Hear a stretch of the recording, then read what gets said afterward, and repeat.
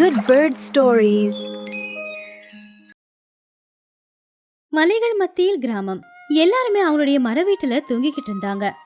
நல்லா சில்லுன்னு காத்து வீசிக்கிட்டு இருந்துச்சு. அப்போ லூசி புறா, சிச்சோ காக்கா, டோனி குருவி, சோட்டுக்கிடி அவங்கவுங்க வீட்டு பால்கனில நின்னுக்கிட்டு இருந்தாங்க. அப்போ சிச்சு காக்கா சந்தோஷமா, குட் மார்னிங் ஃப்ரெண்ட்ஸ், பாத்தீங்களா என்னோட டிசிஷன் எவ்வளவு கரெக்டா இருக்குன்னு. இங்க நல்ல சுத்தமான காத்து வீசுது, எந்த ஒரு தூசியும் துரும்பும் இல்ல. நான் பெர்மனண்டா இங்கே செட்டில் ஆக போறேன். உண்மைதான் சிச்சு, இங்க கிளைமேட் நல்லா இருக்கு. ஆனா ஒரு சின்ன பிரச்சனை இருக்கே. என்ன டோனி, பால் பாக்கெட்டா? ஆமா சோட்டு, பால் பாக்கெட்டு தான். பால்கார, அம்மா என்னால அந்த மலை ஏறி வர முடியாது, வேணும்னா நீங்க கீழே இறங்கி வந்து வாங்கிக்கோங்க அப்படின்னு சொல்றான். என்னது, நாம கீழே இறங்கி போகணுமா? அவன் சர்வீஸ் பண்ணணும்ல. சர்வீஸ் கீழே வரைக்கும் தானா, மலை ஏறி வந்து கொடுக்கணும்னா எக்ஸ்ட்ரா சார்ஜ் ஆகும்ன்றான். எப்படியும் எல்லாருக்கும் பால் வேணும்ல, யாராவது ஒருத்தங்க போய் வாங்கிட்டு வரலாம். அப்பதான் பன்னு கீழே எழுந்திருச்சு கண்ணை தொடச்சிக்கிட்டே வெளியில வந்தான். அம்மா குட் மார்னிங், எனக்கு பெட் காஃபி வேணும், நல்லா ஸ்ட்ராங்கா போட்டு கொடு. காஃபியா? போடாடே, பால் இன்னும் வரலடா. நீ முதல்ல கீழே போய் பால் கரைக்கிட்ட இருந்து பால் வாங்கிட்டு வா. பன்னு கீழே ஷாக்கிங்கா கீழே பார்த்து, என்னது கீழே போகணுமா? கீழே ஊர் இருக்கா?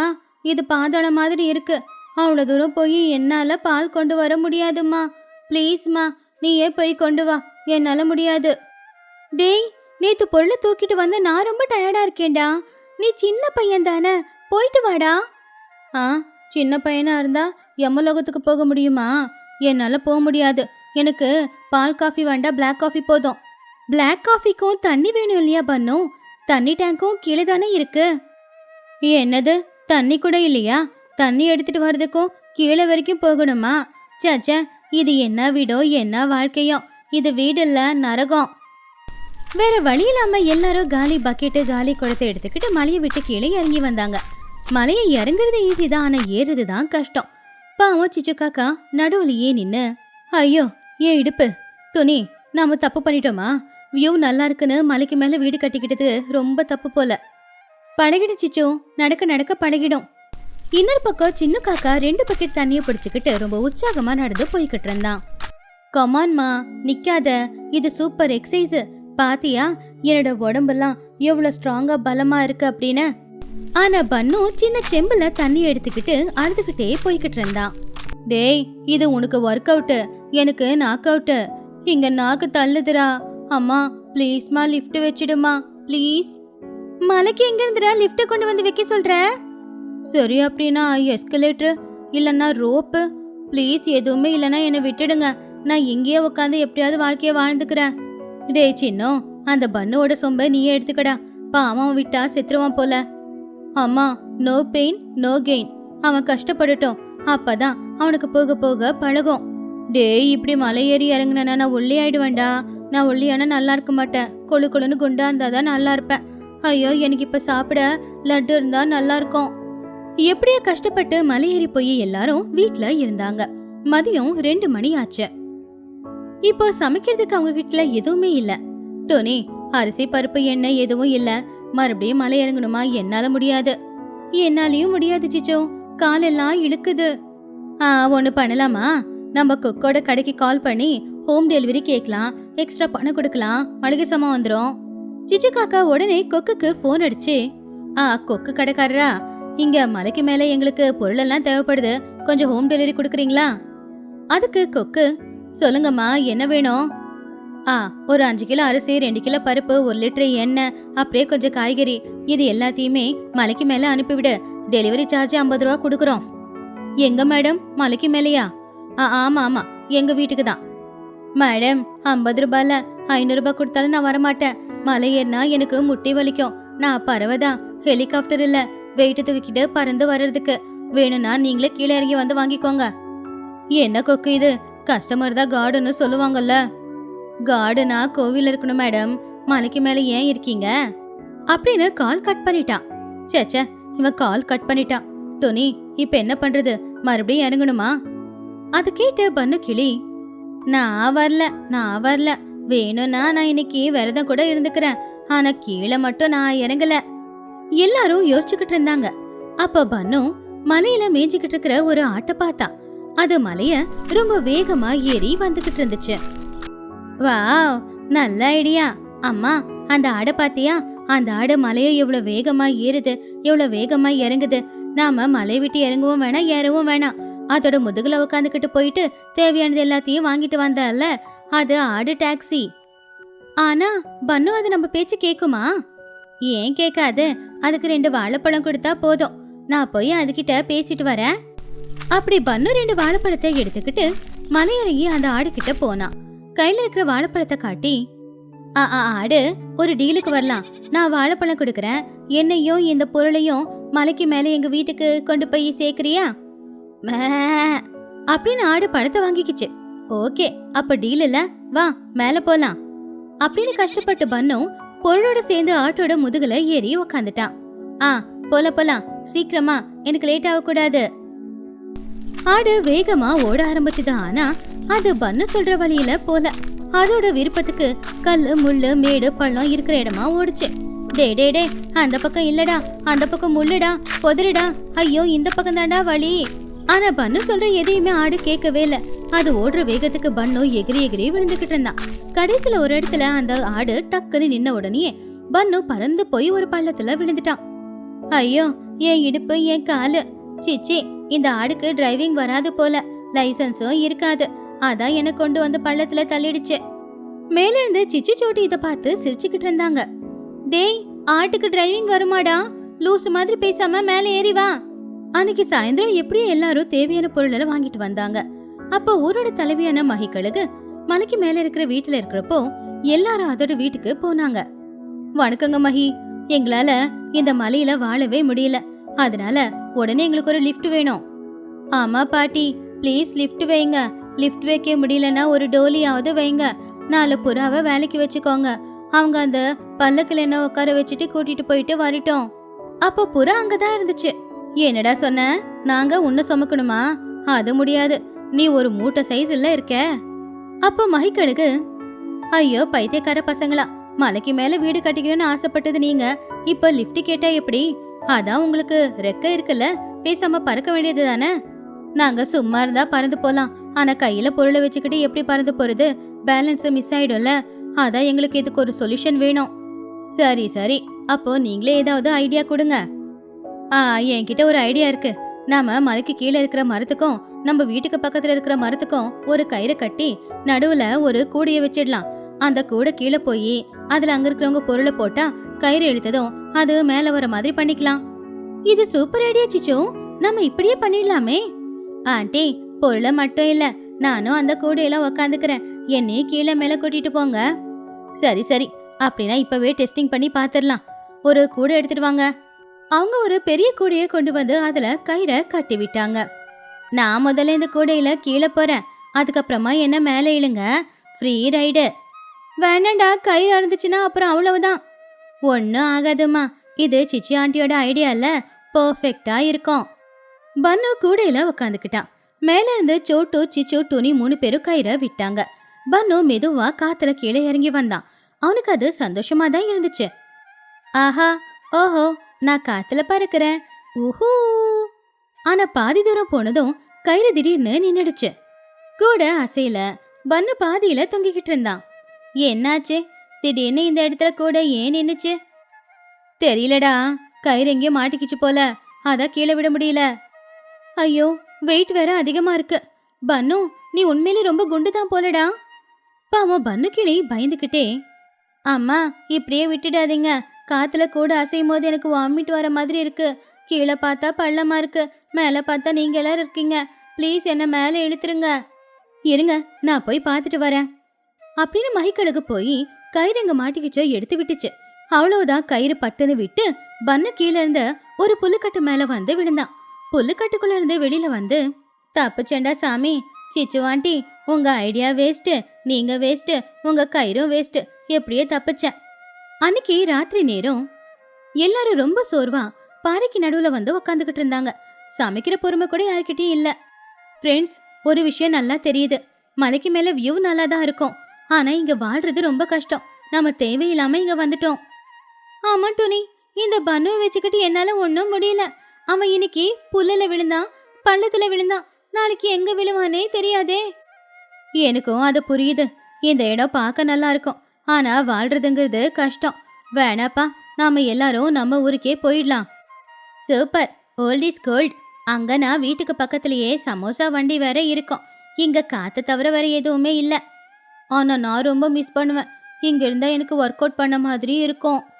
ஆனா நான் ஒல்லி ஆயிடுவேண்டா. அப்புறம் எனக்கு அது நஷ்டம்தான். அதை கேட்டு எல்லாரும் சிரிச்சாங்க. அடுத்த நாள் எல்லாரும் அவங்கவுங்க பொருட்களை எடுத்துக்கிட்டு கீழே இருக்கிறவங்க ஊருக்கே வந்துட்டாங்க. இப்ப அவங்களுடைய ஊரு தான் அவங்களுக்கு சொர்க்கம் மாதிரி தெரிஞ்சது. கீழே இருந்து மலைக்கு மேல பார்க்கும்போது அவங்க எல்லாருக்குமே கவலையா தான் இருந்துச்சு. ஆனா வாரத்துக்கு ஒரு தடவை ஒரு பிக்னிக் போயிட்டு வர மாதிரி அந்த மலைக்கு மேல இருக்கிற வீட்டுக்கு போயிட்டு வரலான்னு எல்லாரும் முடிவெடுத்தாங்க. ஆனா பன்னு மட்டும் மலை பக்கம் திரும்பி கூட பார்க்காம ஓடியே போயிட்டான். இந்த கதையில இருக்கிற நீதி என்னன்னா, வசதி இல்லாத இடத்துல அழகு இருந்தாலும் அது ஆனந்தத்தை கொடுக்காது. எப்பவுமே இருக்கிறத வச்சு நாம திருப்தி அடையணும். மகிக்கழகு பிறந்தது என்னவோ ஒரு சின்ன கிராமத்துல தான். ஆனா படிக்கிறதுக்காக 5 வயசுலயே பட்டணத்துக்கு போயிடுச்சு. சின்ன வயசுல இருந்தே கஷ்டப்பட்டு படிச்சு இப்போ ஒரு பெரிய பிசினஸ் உமனா இருந்துச்சு. கோடிக்கணக்கில் சொத்தும் சேர்த்து வச்சாச்சு. இப்போ மகிக்கழகுக்கு வயசாகுது. அதனால சம்பாதிச்சு வச்ச இந்த பணத்துல சில பகுதிய தன்னுடைய பிறந்த ஊருக்கு செலவு பண்ணணும் அப்படின்னு சொல்லி மகிக்கழகு மனசுக்குள்ள ஒரு முடிவு எடுத்துச்சு. ஆனா அவ்வளவு பணத்தையும் யாரெல்லாம் ஹேண்டில் பண்ண முடியும், யார் அவ்வளவு நல்லவங்க, யாரு சரியானவங்க அப்படிங்கறத தெரிஞ்சுக்கிறதுக்காக ஒரு சோதனை வைக்கலான்னு முடிவு பண்ணுச்சு. ஒரு நாள் காலையில மகிக்கழகு அதோட கார்ல நம்பிக்கையான டிரைவரான குஹு கூட சேர்ந்து அதோட சொந்த ஊருக்கு கிளம்புச்சு. கார் ஊரோட எல்லைக்கு வந்த உடனே ஒரு பெரிய ஆலமரத்துக்கு கீழே கார் நின்னுச்சு. அம்மா, நாம உங்க ஊரோட எல்லைக்கு வந்துட்டோம். ஆனா எனக்கு ஒரு சந்தேகம். இந்த பணத்தை யார்கிட்ட கொடுக்க போறீங்க? ஏன்னா இந்த ஊர்ல யாரையும் உங்களுக்கு தெரியாதே. மகிக்கழகு சிரிச்சுக்கிட்டே, ஆமா குஹு, இங்க இருக்கிற யாரையுமே எனக்கு தெரியாது. எப்போ ஊரை விட்டு போயிட்டேன். ஆனா பணத்துக்கு ஆசைப்படாம தனக்காகன்னு யோசிக்காம ஊருக்காக யார் யோசிக்கிறாங்களோ அவங்களுக்கு தான் என் சொத்துல பாதி எழுதி வச்சு ஒரு பெரிய வீட்டையும் பரிசா கொடுக்கலான்னு இருக்கேன். அது யாருன்னு தெரிஞ்சுக்கிறதுக்காக தான் இப்போ நம்ம ஊர்ல இருக்கிற ஒவ்வொருத்தரையுமே சந்திக்க போறோம். இது நல்ல யோசனை தான்மா, வாங்க போலாம். மஹி குஹு 2 பேரும் முதல்ல போனது லூசியோட வீட்டுக்கு. லூசி திண்ணையில உட்காந்துக்கிட்டு ஏதோ சினிமா பாட்டு பாடிக்கிட்டு இருந்தா. வணக்கம், நீங்க லூசி தானே? எப்படி இருக்கீங்க? நீங்க யாரு? சிட்டில இருந்து வந்த மாதிரி இருக்கு. என்ன விஷயம் சொல்லுங்க. நான் சிட்டில இருந்து தான் வரேன். இந்த ஊருக்கு ஏதாவது நல்லது செய்யலான்னு வந்திருக்கேன். இந்த ஊர்ல என்ன பிரச்சனை இருக்கு, இங்க என்ன தேவை இருக்குன்னு கொஞ்சம் சொல்றீங்களா? அப்ப லூசி புறா உற்சாகமா, எங்க ஊர்ல ஒரு பெரிய பிரச்சனை இருக்குங்க. எங்க ஊர்ல சினிமா தியேட்டரே இல்ல. சினிமா தியேட்டருக்கு போய் படம் பார்த்துட்டு வர்றதுக்கு 20 கிலோமீட்டர் பறந்து போயிட்டு வர வேண்டியதா இருக்கு. அதனால நீங்க எங்க ஊர்ல ஒரு மல்டிப்ளெக்ஸ் சினிமா தியேட்டர் கட்டுனீங்கன்னா ரொம்ப நல்லா இருக்கும். ஏசி இருக்கணும், பாப்கார்னும் இருக்கணும். இது ரொம்ப முக்கியங்க. அப்ப குஹு மனசுக்குள்ள, இவங்களுக்கு சினிமா சாப்பாடை விட்டு வேற தெரியாது போல. அப்போ மஹி சிரிச்சுக்கிட்டே, சரிங்க லூசி, நீங்க சொன்னத நான் என்னுடைய மனசுக்குள்ள வச்சுக்கிறேன். அடுத்து அவங்க பக்கத்து வீட்டுல இருக்கிற சோட்டுவோட வீட்டுக்கு போனாங்க. அப்ப சோட்டு போன்ல ஏதோ பிஸியா பாத்துக்கிட்டு இருந்தா. வணக்கங்க, உங்க ஊரோட வளர்ச்சிக்காக ஏதாவது பண்ணலான்னு தான் நாங்க வந்திருக்கோம். இந்த ஊர்ல என்ன குறை இருக்குங்க? சோட்டு ரொம்ப சந்தோஷமா, உண்மையாவே பிரச்சனைகளை தீர்த்து வச்சிருவீங்களா? அப்ப மஹி மனசுக்குள்ள, பரவாயில்ல, இந்த பொண்ணாவது ஊருக்காக ஏதோ கேப்பா போல தெரியுது. கண்டிப்பா செய்றேங்க. எங்க அம்மா கிட்ட என்ன கேட்டாலும் அது அப்படியே செய்வாங்க. அப்படின்னா எங்க ஊர்ல அந்த அளவுக்கு சிக்னல் சரியா கிடைக்கிறது இல்ல. ஒரு ரீல அப்லோட் பண்ண கூட மணிக்கணக்கா டைம் எடுக்குது. அது ரொம்ப கோவத்தை ஏற்படுத்துது. நீங்க எங்க ஊர் முழுக்க பெரிய பெரிய செல் டவருங்களை வச்சீங்கன்னா எங்களுக்கு சிக்னல் ரொம்ப நல்லா கிடைக்கும். நெட் ஸ்பீடா கிடைச்சதானே நான் இன்ஸ்டால ஃபேமஸ் ஆக முடியும். ப்ளீஸ் அது ஒண்ணு பண்ணிடுறீங்களா? அப்போ மகிக்கழுகு மனசுக்குள்ள, ஓ, சிக்னல் இல்லாததெல்லாம் ஒரு பிரச்சனையா? சரி பார்க்கலாம் அப்படின்னு சொல்லி அடுத்த வீடான சிச்சுவோட வீட்டுக்கு போனாங்க. கதவு தட்டினதும் சிச்சு காக்கா வெளியில வந்துச்சு. சிச்சு வரும்போதே முகத்துல கடலமாவு மஞ்சத்தூள் பூசியிருந்த ஒரு ஃபேஸ் பேக்க போட்டுக்கிட்டு வந்துச்சு. அதே மாதிரி கண்ணுல வெள்ளரிக்காய் பீஸ கட் பண்ணி வச்சிருந்தா. குஹு அதை பார்த்து சிரிச்சுக்கிட்டே இருந்தா. சிச்சு காக்கா ஒரே ஒரு கண்ணுல இருக்கிற வெள்ளரிக்காயை எடுத்து, யாருது இந்த நேரத்துல டிஸ்டர்ப் பண்றது? நான் என் பியூட்டியை பாத்துக்கிட்டு இருக்கேன்ல, அப்பாயின்மெண்ட் வாங்கினீங்களா? அப்போ மகிக்கழுகு சிரிச்சுக்கிட்டே, மன்னிச்சிடுங்க சிச்சு, நாங்க சிட்டில இருந்து வந்திருக்கோம், உங்ககிட்ட கொஞ்சம் பேசணும். சிட்டில இருந்து அப்படின்னு சொன்ன உடனே 2 குக்கும்பரையும் எடுத்துட்டு, ஓஹோ, சிட்டில இருந்தா பியூட்டி ப்ராடக்ட்ஸ் ஏதாவது விக்கிறதுக்காக வந்த சேல்ஸ் கேர்ள்ஸ் தான் நீங்க? எனக்கு எல்லா பியூட்டி ப்ராடக்ட்டும் கொடுங்க. கம்மி விலையில கொடுங்க, நான் டிஸ்கவுண்ட்ல எல்லாத்தையும் வாங்கிக்கிறேன். இங்க பாருங்க, நாங்க எதுவும் விற்க வரல, இந்த ஊருக்கு சேவை செய்யலான்னு வந்திருக்கோம். உங்க ஊர்ல ஏதாவது பிரச்சனை இருந்தா சொல்லுங்க, அந்த பிரச்சனையை எங்க அம்மா தீர்த்து வைப்பாங்க. அதை கேட்டு சிச்சு காக்கா ரொம்ப சோகமா ஒரு நாடகத்தை போட்டா. ஐயோ, எங்க ஊர்ல பிரச்சனைக்கா பஞ்சம், எங்க நிலைமை எதிரிக்க கூட வரக்கூடாது. எங்க ஊர்ல வெயில் ரொம்ப அதிகம், அதனால வாழவே கஷ்டமா இருக்கு. ஏன், வெயிலால விளைச்சல் ஏதாவது சரியா விளைய மாட்டேங்குதா? விளைச்சல் எல்லாம் வெளியுது, ஆனா என்னோட ஸ்கின்ன பாத்தீங்களா எவ்வளவு கருப்பாயிடுச்சுன்னு. இந்த வெயில்ல இருந்திருந்ததா இப்படி ஆயிட்டேன். நான் பிறக்கும் போது இதோ இந்த வாத்து மாதிரி தான் இருப்பேன். இந்த வெயில் பட்டு பட்டு கருப்பாயிட்டேன். அதான் ரொம்ப கவலையா இருக்குங்க. குஹு மனசுக்குள்ள, பிறக்கும் போதே காக்கா கருப்பா தானே இருக்கும், இவ என்ன வெள்ளையா பிறந்ததா சொல்லிக்கிட்டு இருக்கா? அது மட்டுமா, எங்க ஊர்ல ரோடு இல்ல, வெறும் மண் ரோடு தான். இந்த பக்கம் வண்டிங்க போகும்போது எல்லாம் அந்த மண்ணு வந்து என் முகத்துல தான் உக்காந்துக்கிட்டு, அதனால ஸ்கின் அலர்ஜி வருது. தண்ணியில வேற இங்க சுத்தமே கிடையாது. ஓஹோ, தண்ணி பிரச்சனை இருக்கா? இங்க குடிக்கிறதுக்கு தண்ணி இல்லையா? குடிக்கவா? குடிக்கலாம், எங்க ஊர்ல தண்ணி இருக்கு. நான் குடிக்க கேட்கல மேடம், குளிக்கிறதுக்கு. நார்மல் வாட்டர் இல்ல, அது ரோஸ் வாட்டரா இருக்கணும். ரோஸ் வாட்டர்ல குளிச்சா ஸ்கின் பிரைட் ஆயிடுமா, ஷைனிங் ஆயிடுமா, அதான் அந்த ரோஸ் வாட்டர் கிடைச்சா கொஞ்சம் நல்லா இருக்கும். அப்போ மகிக்கழுகு கோவத்தை கட்டுப்படுத்திக்கிட்டு, சரிங்க சிச்சு, உங்க கஷ்டம் ரொம்ப பெருசுதான், ஆனா அதுக்கு நாங்க என்ன செய்ய முடியும்? அப்போ சிச்சு காக்கா அவங்க 2 பேர்கிட்டையும், நீங்க எங்க ஊருக்கு ஏதாவது ஹெல்ப் பண்ணணும் அப்படின்னு நினைச்சீங்கன்னா முதல்ல எங்க ஊர்ல ஒரு பெரிய பியூட்டி பார்லரை கட்டுங்க. அதுல எல்லா வசதியும் இருக்கணும். Gold facial, purple facial, fruit facial, அப்படியே மெனிக்யூரு, பெடிக்யூரு, அப்புறம் இந்த ஃபயர்லாம் பண்ணி ஹேர் கட் பண்ணுவாங்களே அந்த ஹேர் கட்டு, இதெல்லாம் இருந்துச்சுன்னா எங்க ஊர்ல இருக்கிற எல்லாரும் ரொம்ப சந்தோஷமா இருப்போம், பார்க்கறதுக்கு ரொம்ப அழகாவும் இருப்போம். அப்படின்னா உங்க ஊருக்கு ரோடு, ஹாஸ்பிட்டல் இதெல்லாம் தேவையில்லையா? தூசி வருதுன்றதுனால ரோடு எல்லாம் ஓகே, ஆனா எதுக்கு ஹாஸ்பிட்டல் தண்ட செலவு? நாங்க ஜுரம் அடிச்சதுன்னா பேராசிட்டமால் போட்டுப்போம், அப்படியே பிம்பிள் வந்துச்சுன்னா அந்த மாதிரி டேப்லெட் போட்டுக்க முடியுமா? அதுக்கு பியூட்டி பார்லர் வேணும்ல, டாக்டர் இருக்க மாட்டாங்கல்ல, அதனால தான் கேட்டேன். மகிக்கழுகு கோவத்தை கட்டுப்படுத்தி, சரிங்க சிச்சோ, உங்க பிரச்சனை ரொம்ப பெருசுதான், நாங்க ஏதாவது வழி பண்றோம். ஓகே மேடம், போறதுக்கு முன்னாடி உங்ககிட்ட ஏதாவது சன்ஸ்கிரீன் இருந்தா கொடுத்துட்டு போங்களேன், நாளைக்கு வெயில் ரொம்ப அதிகமா. கடைசியில மஹி குஹு 2 பேருமே ஊரோட எல்லையில இருக்கிற ஒரு சின்ன குடிசை கிட்ட போனாங்க. அந்த குடிசையில துணி அவருடைய பொண்ணான புஜ்ஜி கூட வாழ்ந்துகிட்டு இருந்தா. துணி வீட்டு வாசல்ல கோலம் போட்டுக்கிட்டு இருக்கும் போது அவங்க 2 பேரும் வந்ததை பார்த்து ரொம்பவும் மரியாதையா, வணக்கங்க, யார் நீங்க? ஊருக்கு புதுசா? வாங்க வந்து உட்காருங்க, குடிக்க தண்ணி கொண்டு வரேன். அதெல்லாம் எதுவும் வேணாங்க, நாங்க உங்க ஊருக்கு ஏதாவது நல்லது பண்ணலாம் அப்படின்னு வந்திருக்கோம். உங்க ஊர்ல ஏதாவது கஷ்டம் இருந்தா, ஏதாவது பிரச்சனை இருந்தா, ஏதாவது தேவை இருந்தா சொல்றீங்களா? அப்போ துணி யோசிச்சு பார்த்து, நாங்க எல்லாரும் சந்தோஷமா தான் இருக்கோம், கஷ்டப்பட்டு உழைச்சு அதுல வாழ்ந்துகிட்டு இருக்கோம். ஆனா இந்த ஊருக்கு சில தேவைகள் இருக்கத்தான் செய்யுது. என்னது அது? எங்க ஊர்ல யாருக்காவது உடம்பு சரியில்லைன்னா அவங்களை கூட்டிட்டு போய் காட்ட ஒரு ஹாஸ்பிட்டல் இல்ல. நாங்க பட்டணத்துக்கு போறதுக்குள்ள சில பேர் உயிரே போயிடுது. அதனால முடிஞ்சா இங்க ஒரு சின்ன ஹாஸ்பிட்டல் கட்டி தரீங்களா? அப்படியே ஆத்துல தண்ணி அதிகமாகி தண்ணி எல்லாம் கலங்கி போயிடுது, குடிக்கிறதுக்கு நல்ல தண்ணி கிடைக்கிறது இல்ல. ஒரு தண்ணி டேங்க் கட்டி கொடுத்தீங்கன்னா எங்களுக்கு குடிக்க நல்ல தண்ணி கிடைக்கும்.